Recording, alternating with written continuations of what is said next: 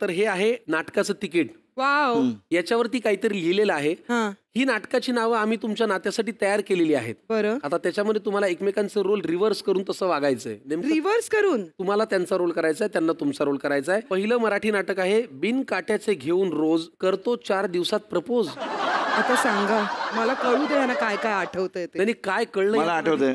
अरे आमचं नाटक होतं गोवा हिंदूचं हाच खेळ उद्या पुन्हा. हाच खेळ उद्या पुन्हा. त्याचं तारीख मला आठवत नाही. तारीख हिला पक्की आठवत असणार. कुठल्या दिवशी शुभारंभाचा प्रयोग झाला होता. ते झाल्यानंतर मी 4थ्या दिवशी मी हिला विचारलं माझ्यावर लग्न करशील का. म्हटलं याच्यात वेळ घालवण्यात पॉईंट नाहीये कारण ऑलरेडी जी एकांकिका बघितली होती बॉम्बे मेरी जान आणि त्याच्यानंतर आमच्या नाटकात ती काम करायला आली होती आणि तेव्हाच खुश झालो होतो बॉम्बे मेरी जानचा परफॉर्मन्स बघून. तर मला इतकं ते आवडलं होतं काम आणि मग ते आमच्याबरोबर रिहर्सल मध्ये. बरं त्यात काय होतं हेमू अधिकारी आणि जयंत सावरकर होते बिझी असायचे ते उशिरा यायचे रिहर्सलला.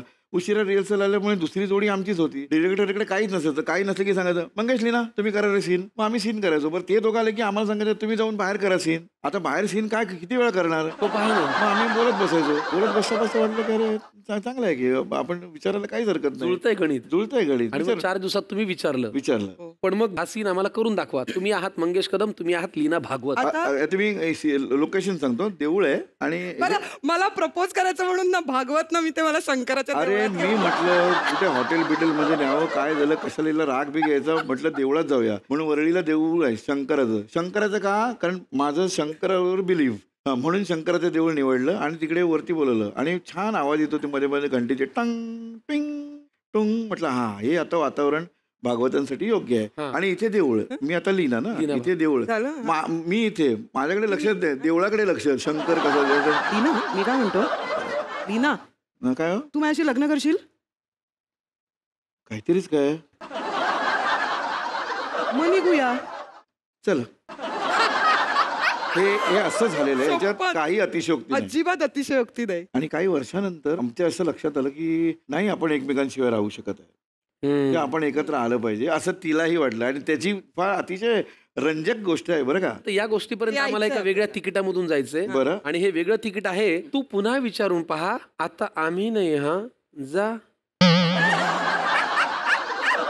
पुन्हा विचारलं त्यांनी तुम्हाला. अरे पुन्हा म्हणजे मी सांगते तुला मी एक वेगळं नाटक करत होते ज्या नाटकाचे प्रोड्युसर चंद्रकांत राऊतच होते आणि अधांतरचेही प्रोड्युसर तेच. तर 2 दिवस मी त्या तालमी केल्यानंतर ते मला म्हणाले की लीना तू हे नाटक नको करू आपण जरा एका वेगळ्या ठिकाणी मी तुला नेतो तिथे वेगळं नाटकाची तालीम चालली तू ते कर. तर म्हटलं ठीक आहे म्हणून मी त्यांच्यावर गेले आणि जवळजवळ ही घटना झाल्यानंतर 3-1 वर्षांनी मी डायरेक्ट मंगेशना समोर बघितलं आणि म्हटलं अय्या हेच करतायत का हे नाटक डिरेक्ट करतायत का ज्यांनी आपल्याला लग्नासाठी विचारलं होतं अत्यंत निरसपणे.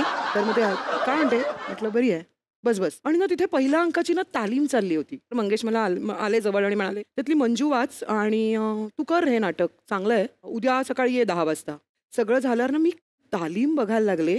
ज्या पद्धतीने मंगेश नाटक बसवत होते ज्या पद्धतीने ते सांगत होते मला कळलं मी माती खाल्ली. मी हे काय बोलून गेलीये. कारण माणूस म्हणून आपल्याला तालमीत कळण्यापेक्षा डिरेक्टर म्हणून मला ते कळत गेले. पण तिथे मग दिग्दर्शक म्हणून त्यांनी तुम्हाला इम्प्रेस. हा आणि मग मी जी मागे लागले तेव्हा त्यांनी जे हाड केलं मला हाड म्हणजे ते लक्षच नाही द्यायचे. अरे मला काय सांगायचं माहितीये का बघ करून बघ हा सीन बघ तुला कसा जमतोय. मला ना आहे हा शब्द त्यांनी 10 वेळा म्हणायला लावला. फारच छान.